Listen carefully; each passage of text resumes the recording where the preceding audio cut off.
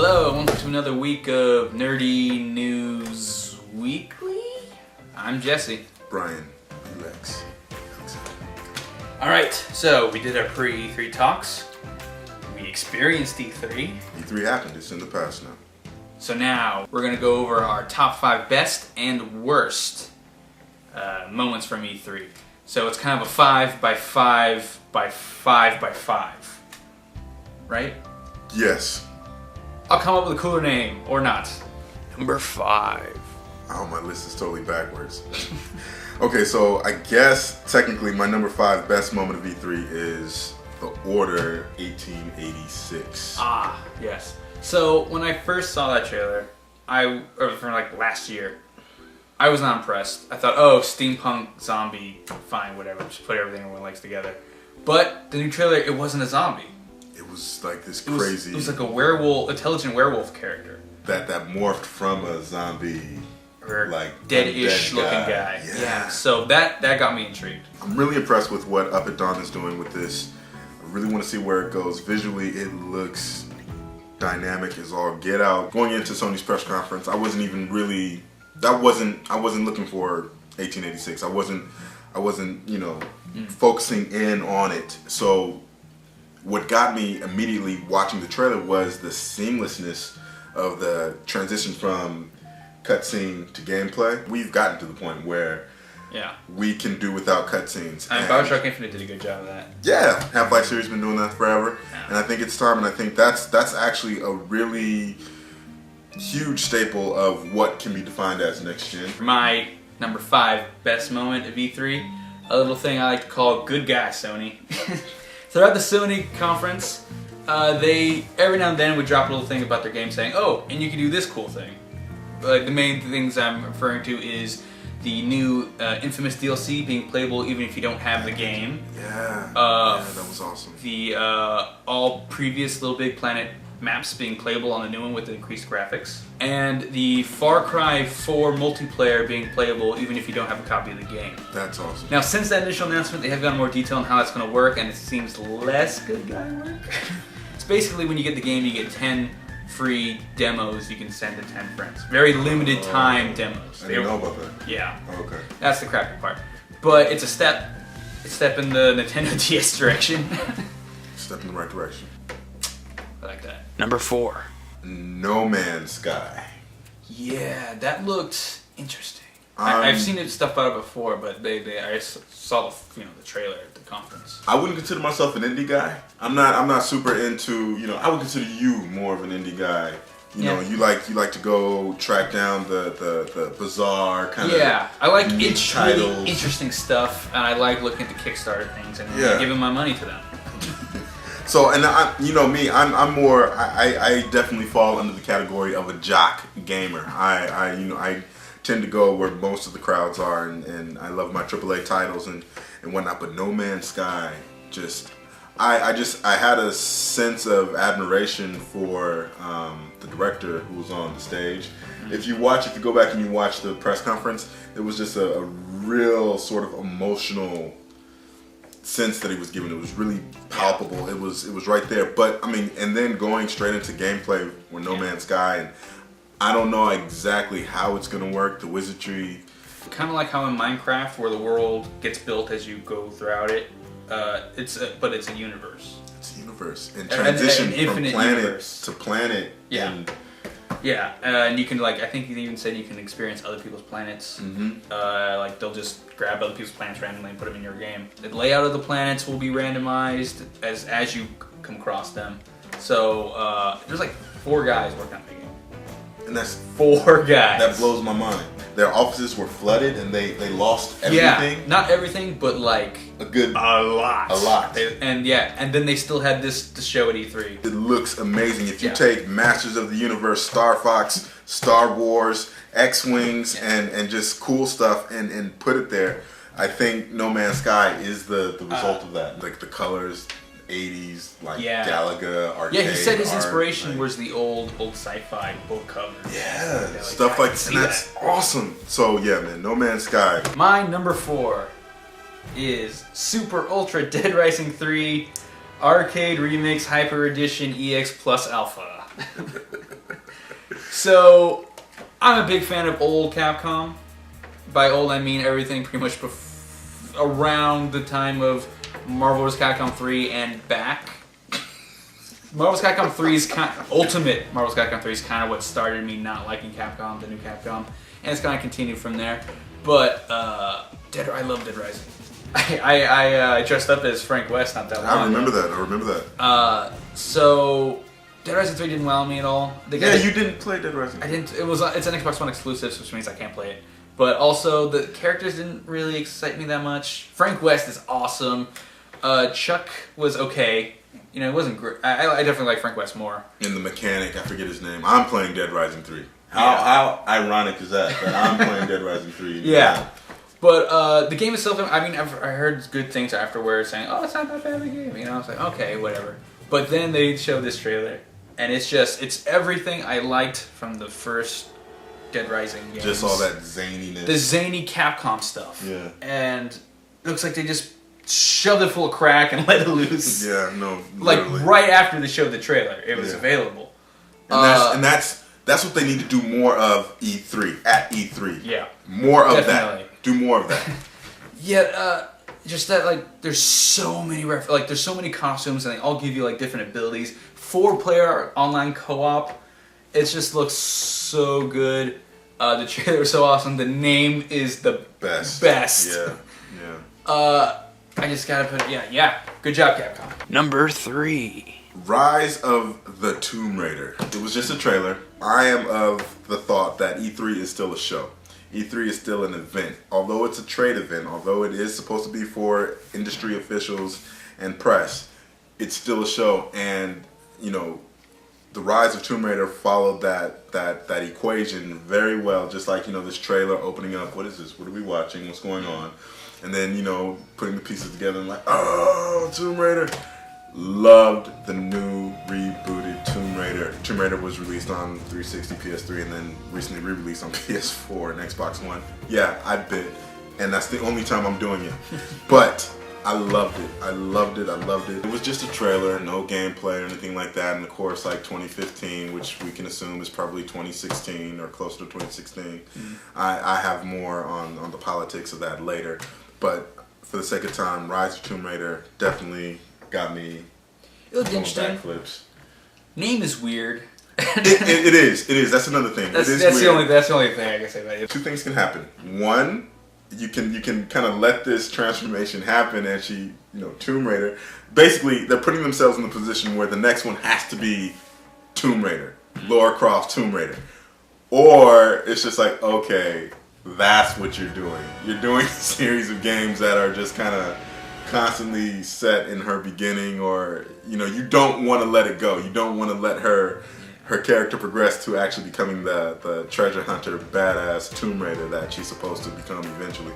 So they're running out of time. They kind of, you know, with that, it's a little weird, but I'm ready. My number 3, indies getting love in both the Microsoft and Sony press conferences and during Nintendo's Treehouse Live event.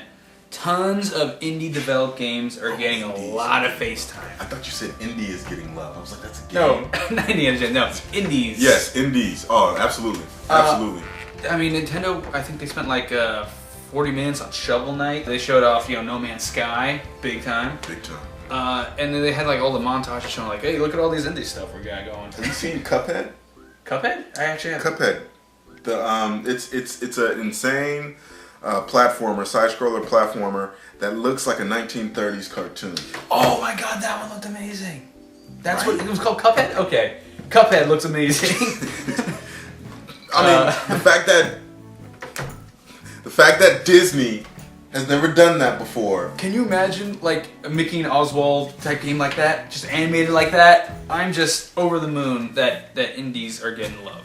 I love that. Yeah. They're getting, because honestly, as you said, I'm more of an indie guy because I'm getting really sick of the stale AAA. Here's the same game, but with something slightly different. Yeah. Or here's a game that's exactly like the game you already like, but with new characters, you know, or a new company making it.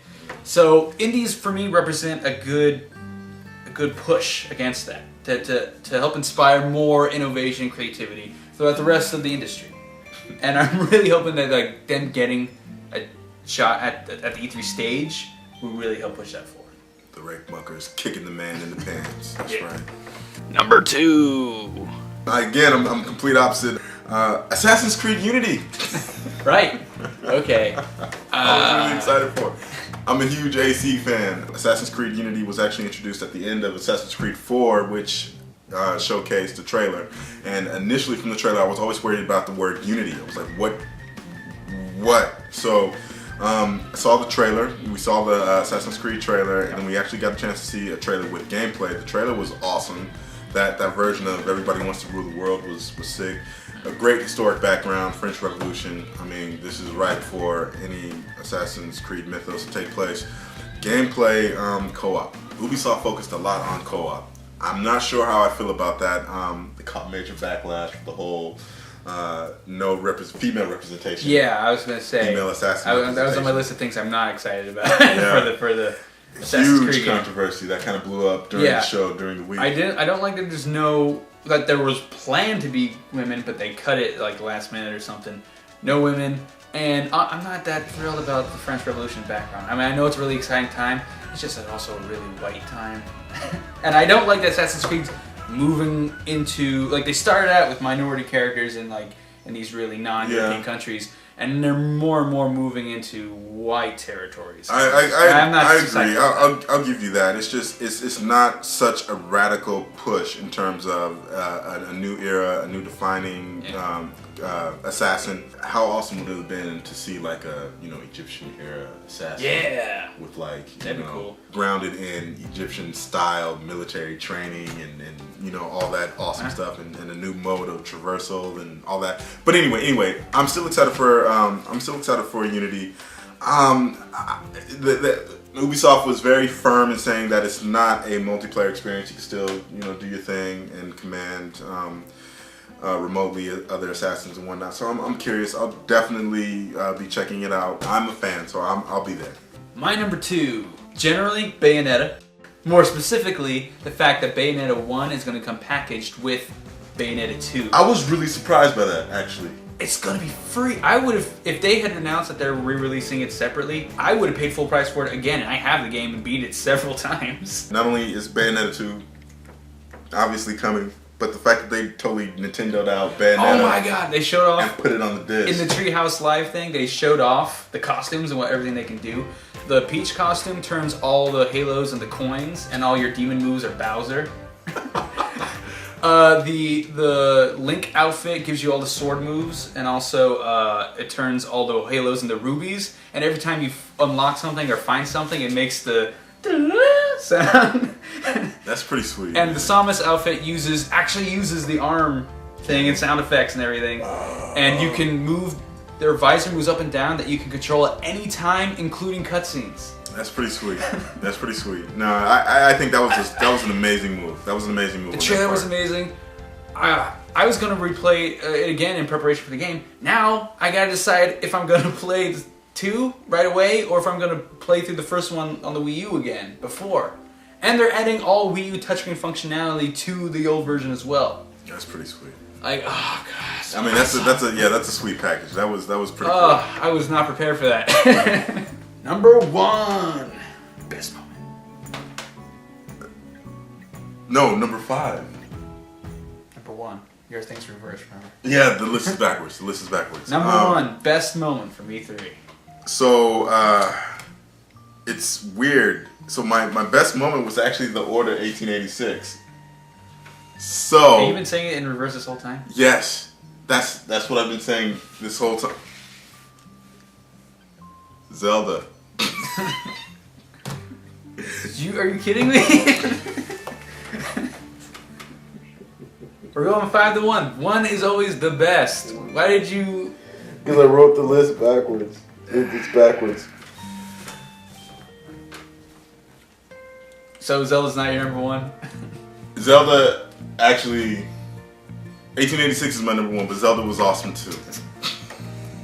Wow, so we've been passing each other going the wrong way like a friggin' Benjamin Button. We've been going the wrong way. Alright, so your number 5 best moment was Zelda. My number 5 best moment was Zelda. Okay, Zelda was cool. It was too short. It was very short. The concept is there. The concept is what I've been asking for actually since Twilight Princess. Yeah. On Wii. So open world, you can go anywhere. You can do whatever you want, whatever order you want. This is huge. I just don't Sci-fi know how stuff. they'll exploit it or use it or whatnot. I mean, what I want is I want a realized Hyrule with different districts, different everything. But I want landmarks. I want classic landmarks, depending on what era of Hyrule this is. Yeah, well, so in the trailer we see a giant robot attacking Link. Was that a robot?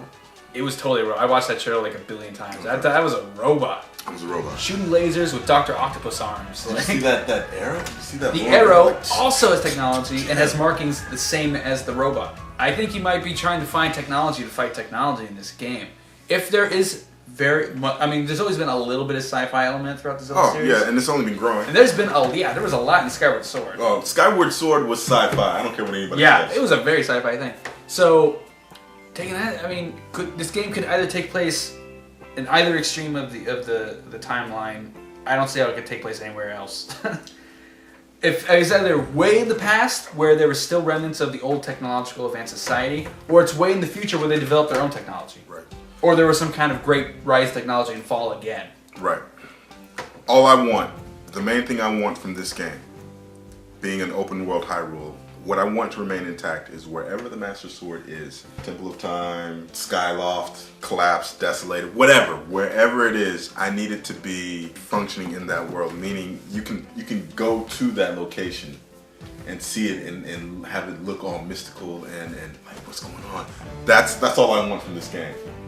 Of course I want it to be open world, but my point being I want the Master Sword in the world ready for me to discover. Because that's what Legend of Zelda for me has always inspired and always been ever since I was 5.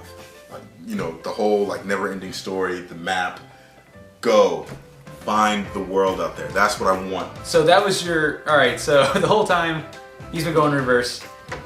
I'm gonna tell you his number 1 was the first thing you said, which was the order. My number 1 Alright.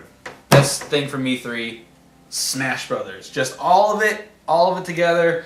I got to play it at Best Buy. I got to see the tournaments on the live streaming. I got so much footage from people playing it at the show. Smash Brothers, Smash Brothers, Smash Brothers. New characters. 3 different Miis. They got Palutena, we kind of knew about. We got Pac-Man, which I never knew about, but it's still amazing as hell. I got buttons and like Smash Brothers with the Smash Brothers logo on it. Like with the Yeah, it's got that on it. It's so good. So good. The 3DS one looks good too. It's coming out. It got pushed back. I don't care. It looks amazing. Take as much time as you need to make that work. Smash Brothers, Smash Brothers, Smash Brothers 1 E3. Forget Nintendo. Smash Brothers. Smash Brothers 1 E3. That's what I say. So that was our top 5 best moments / whatever from E3. In whatever order you choose to take it. Yeah, I guess. So we're gonna do our bottom 5 worst in the next video. So stick around for that. Please subscribe, like, comment, show your friends, share everybody. See you next week. It might not be next week. This might be coming up right after. I don't know. Alrighty.